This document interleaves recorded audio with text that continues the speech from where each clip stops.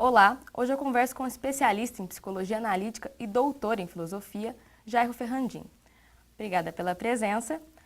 O tema hoje da entrevista é cansaço mental. E falando sobre isso, o que é o cansaço mental? Nós podemos definir, então, o cansaço mental como essa sensação que as pessoas têm de não disporem de energia suficiente para a realização das atividades no cotidiano. E geralmente o cansaço ele é acompanhado por alguns sintomas que são característicos desse quadro. Por exemplo, do ponto de vista emocional, nós temos um grau de irritação bastante elevado, nós temos a sensação de ansiedade, também que as pessoas vivenciam, um certo grau de depressão. Acompanhado a isso, nós temos, por exemplo, a incapacidade de um sono adequado e restaurador e de uma qualidade de vida de modo geral.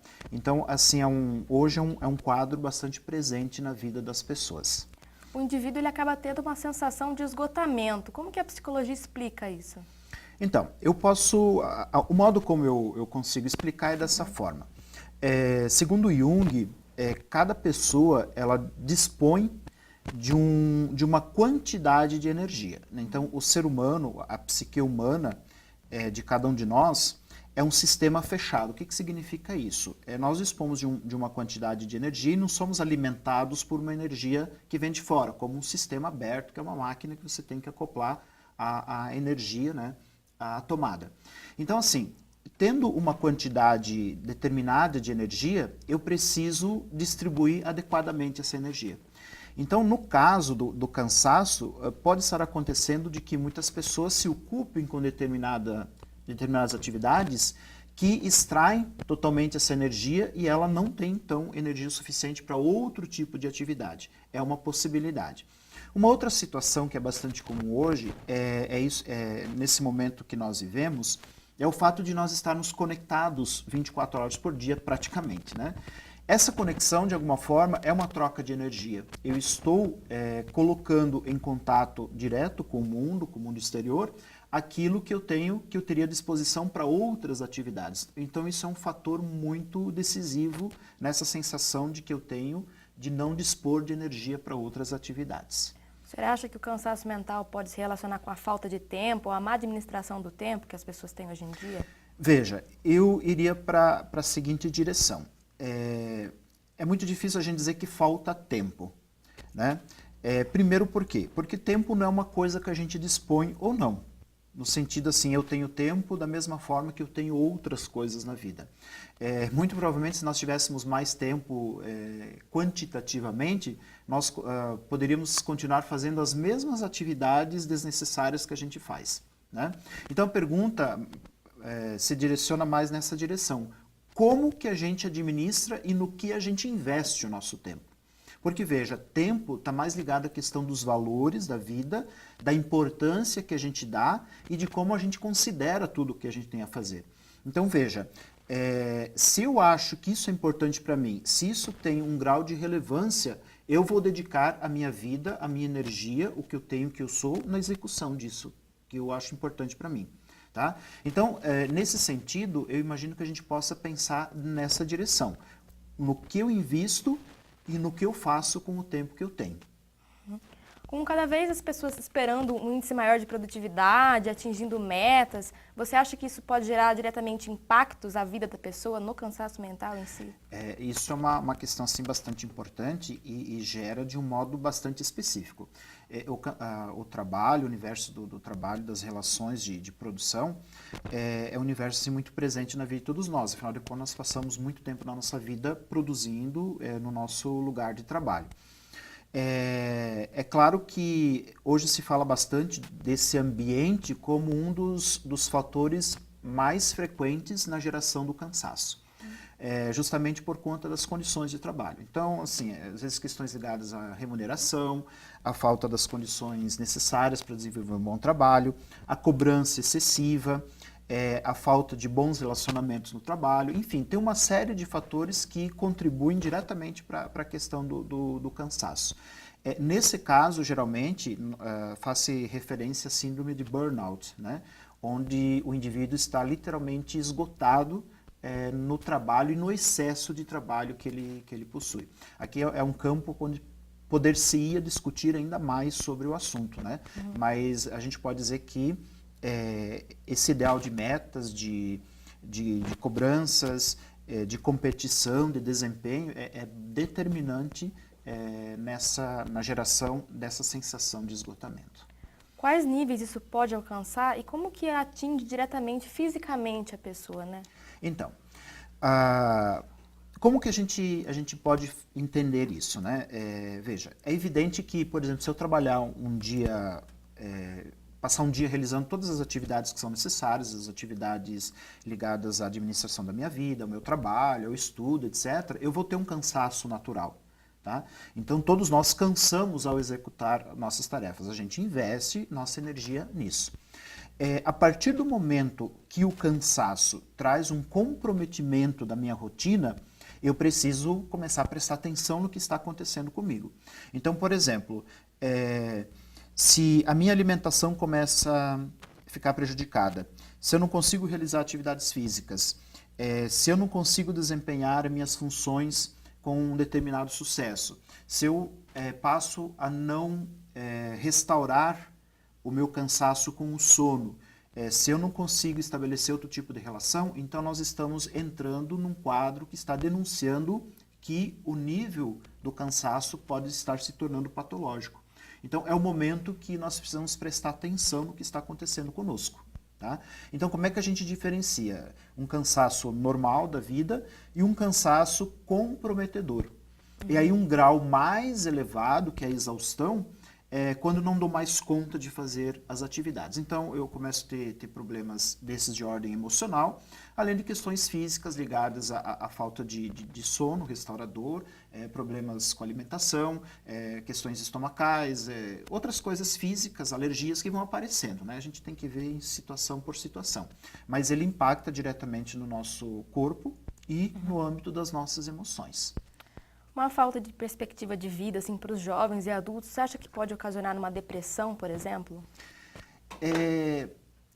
Voltado para o cansaço mental também. Isso. Vamos tentar recolocar isso de uma forma como a gente raciocina dentro da lógica clínica, né? A depressão, dentro da psicologia analítica, ela é entendida, ela é lida dentro de sua funcionalidade. Então, por que o indivíduo vivencia ou passa por um processo depressivo? Nós entendemos que a depressão é uma forma como o nosso sistema psíquico, dispõe de chamar o indivíduo para dentro de si mesmo, tá? Porque a nossa vida, ela é extremamente voltada para fora. Hoje, se nós pegarmos assim o cumprimento das tarefas que nós temos no dia a dia, esse fato de nós estarmos conectados o tempo todo, fazendo tudo para o trabalho, para o estudo, para a conexão, para os relacionamentos, eu posso entender isso como uma postura maníaca, ou seja, eu estou sempre atuando, sempre agindo, sempre me voltando para fora. O sistema psíquico, para tentar restabelecer uma harmonia e uma integração e equilíbrio, deprime. Então, deprimir é a possibilidade de trazer a atenção de volta da pessoa para si mesma. Tá? Então, eu faria a seguinte leitura. Quando nós nos sentimos deprimidos, precisamos nos perguntar qual que é a função que a depressão tem para nós e o que eu preciso mudar no meu estilo de vida e no modo como eu lido com as emoções. Tá?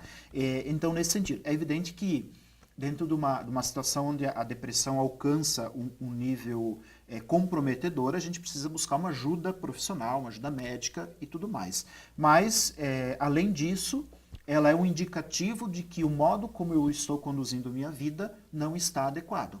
Ele não está saudável. Então, nós podemos fazer essa leitura do quadro depressivo. Agora, evidentemente que, a partir do momento que o cansaço, essa sensação se instala e compromete minha vida, compromete, além das atividades, também um pensamento com relação ao futuro, perspectiva de vida, projeto. É claro, abala todas as nossas dimensões da vida, né?